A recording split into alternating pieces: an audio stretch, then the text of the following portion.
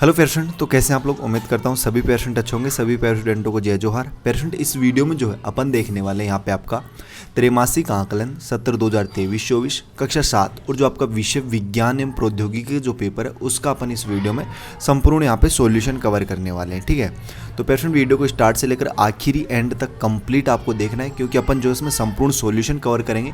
पूर्णांक की बात करें तो आपका 80 अंक का ये पेपर है और डेफिनेटली अगर आपने संपूर्ण सॉल्यूशन अच्छे तरीके से देख लिया और हर एक प्रश्न को अच्छे से याद कर लिया तो आप 80 में से 80 अंक जो है वो इजीली ला सकते हो। ठीक है, 20 अंक का आपका प्रोजेक्ट कार्य होता है पेरेंट। तो जैसे ही आकलन कंप्लीट होता है उसके बाद में आपके जो प्रोजेक्ट कार्य हैं उनके सॉल्यूशंस भी आपको जल्द ही प्रोवाइड करवाए जाएंगे। इसलिए अगर आप चैनल पे पहली बार आए हैं तो चैनल को यार जरूर सब्सक्राइब कीजिएगा। बेल का जो नोटिफिकेशन है उस पर ऑल पे सेट कर लेना, ताकि जैसे नेक्स्ट वीडियो अपलोड होती है तो उसका नोटिफिकेशन आप तक पहुंच सके। अब बात करते हैं पेरेंट, यहाँ पे देखो आपको समय 3 घंटे मिल रहा है। परीक्षार्थी आईडी मतलब आपको अपने रोल नंबर्स लिखने हैं इन खांचों में, और परीक्षार्थी का नाम आपको अपना नाम लिखना है, साला का नाम आपको अपने विद्यालय का नाम यहाँ पे लिखना है। बात करते हैं पेरेंट अब क्वेश्चन आंसर्स की, तो देखिएगा निर्देश आप पढ़ सकते हैं। पहले आपका आए हैं वस्तुनिष्ठ प्रश्न, ठीक है, जिनमें अपने को क्या करना है, सही विकल्प चुनकर यहाँ पे लिखना है। जिसका प्रश्न क्रमांक पहला है, यहाँ पे प्रश्न क्रमांक फर्स्ट है कि जीवन की मूल आवश्यकता नहीं है, जीवन की मूल आवश्यकता नहीं है। तो देखो पेरेंट, ए वाला ऑप्शन है भोजन, तो भोजन तो मूल आवश्यकता है, जल भी एक मूल आवश्यकता है, वायु भी है, लेकिन कपड़ा जो है वो मूल आवश्यकता नहीं है, क्योंकि कपड़े के बिना अपन जीवित रह सकते हैं लेकिन भोजन जल और वायु के बिना जीवित नहीं रह सकते। तो दे वाला ऑप्शन जो है वो आपको राइट कर लेना है। और यहाँ पे उत्तर में आपको खालिस्तान जो दिख रहा है ना, इसमें आपको कपड़ा यहाँ पे लिख लेना है। ठीक है, क्या लिखोगे पेरेंट, कपड़ा आप लिख लीजिए। नेक्स्ट देखिएगा आपका प्रश्न क्रमांक 2 कि इनमें से जल चक्र की प्रक्रिया कौन सी है, जल चक्र की प्रक्रिया कौन सी है। तो देखो वाष्पन भी एक जल चक्र की प्रक्रिया है, संघनन भी है, तो ऑप्शन आपका द यहाँ पे राइट हो जाएगा, वाष्पन एवं संघनन दोनों। तो यहाँ पे खालिस्तान जो आपको दिख रहा है ना, इसमें आपको लिखना है। देखो एग्जाम में आपको इसी तरीके से लिखना है, वहाँ पे स्कूल में आपको इसी तरीके से पेपर दिया जाएगा और वहीं पर आपको जो है उसका आंसर लिख कर और पेपर आपको जमा करवाना है। ठीक है, तो आप जो है इसमें वाष्पन एवं संघनन दोनों लिख लीजिए। नेक्स्ट प्रश्न पे चलते हैं पेरेंट, आपका प्रश्न क्रमांक 3 देखिएगा कि दिए गए समीकरण में रिक्त स्थान की पूर्ति कीजिए। आपको ये समीकरण की इक्वेशन दिख रही होगी, इसमें अपने को रिक्त स्थान की पूर्ति करनी है। देखो 2Mg मैग्नीशियम के 2 हैं अणु यहाँ पे, इसमें अपन क्या जोड़ेंगे, अपने को 2MgO प्राप्त हो जाए। तो यहाँ पे पेरेंट आप O2 जोड़ दीजिए, इसमें क्या कर दीजिए, O2 से इसकी रिएक्शन करवा दीजिए। ए वाला ऑप्शन आपका राइट रहेगा और यहाँ खालिस्तान में आपका आएगा O2। क्या आएगा पेरेंट, O2 आएगा। प्रश्न क्रमांक 4 देखिएगा आपका कि गर्म पानी से भरे बीकर में आप थर्मामीटर डालेंगे तब पारे के स्तर में क्या प्रभाव पड़ेगा। कि कोई गर्म पानी से भरा एक बीकर है, अगर उसमें अपन थर्मामीटर डालेंगे तो पारे के स्तर में क्या प्रभाव पड़ेगा। तो पेरेंट पारे के स्तर पे जो है प्रभाव पड़ेगा कि पारा ऊपर चढ़ जाएगा। क्या हो जाएगा, पारा ऊपर चढ़ जाएगा। तो यहाँ पे आपको लिखना है पारा, ठीक है, पारा ऊपर चढ़ जाएगा, पारा ऊपर चढ़ जाएगा। इस तरीके से जो है आपको इसका आंसर पेरेंट यहाँ पे लिख लेना है।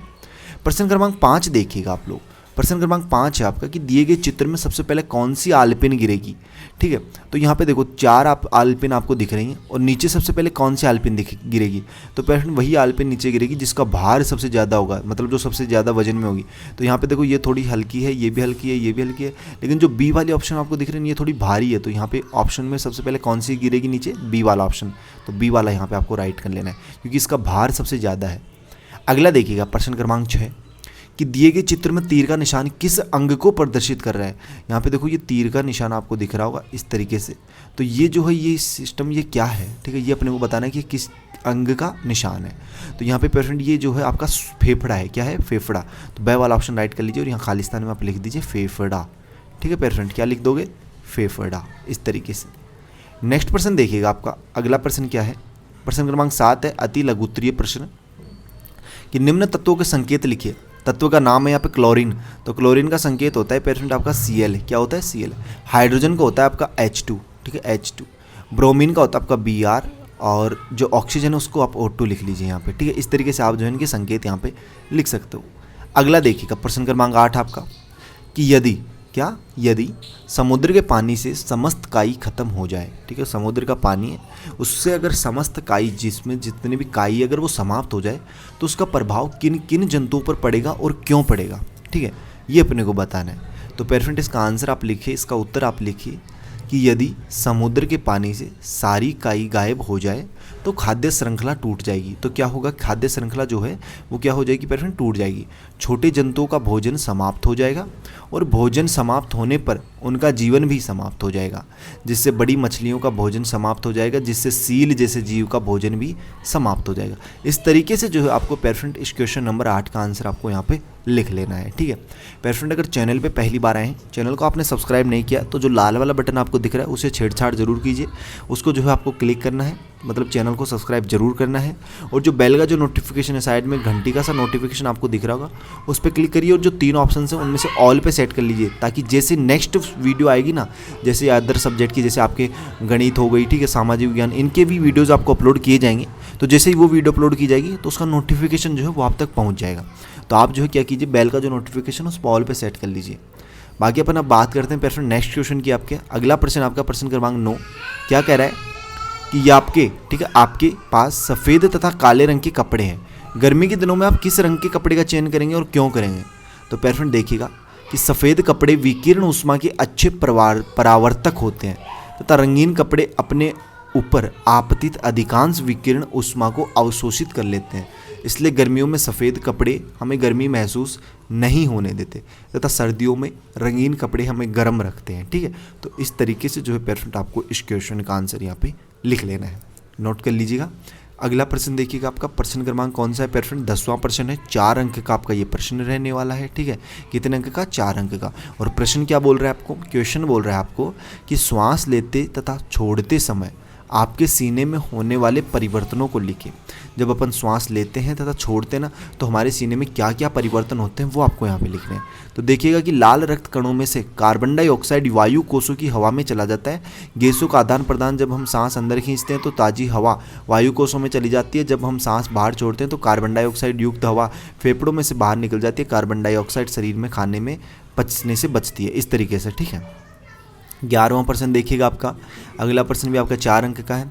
बोल क्या रहा है ये कि जंतु रेशे का उपयोग आप अपने दैनिक जीवन में कहाँ कहाँ करते हैं, उदाहरण सहित लिखिए। ठीक है, जंतु रेशा जो है उसका उपयोग जो है आप दैनिक जीवन में कहाँ कहाँ करते हैं, उदाहरण सहित आपको लिखना है। प्रश्न क्रमांक 4 है आपका। तो पेरेंट इसका आंसर आप लिखिएगा कि जांतु रेशे, जंतुओं से प्राप्त होने वाले रेशे को जांतु रेशे कहते हैं। निम्नलिखित जंतुओं से रेशे प्राप्त होते हैं, भेड़, बकरी, ऊन, याक, लामा, एल्फेपका आदि। ठीक है, तो इस तरीके से आप लिख सकते हो। अगला प्रश्न देखिएगा, लघुत्तरीय प्रश्न है आपका, प्रश्न क्रमांक 12वां और 6 अंक का ये क्वेश्चन रहने वाला है। कितने अंक का, 6 अंक का।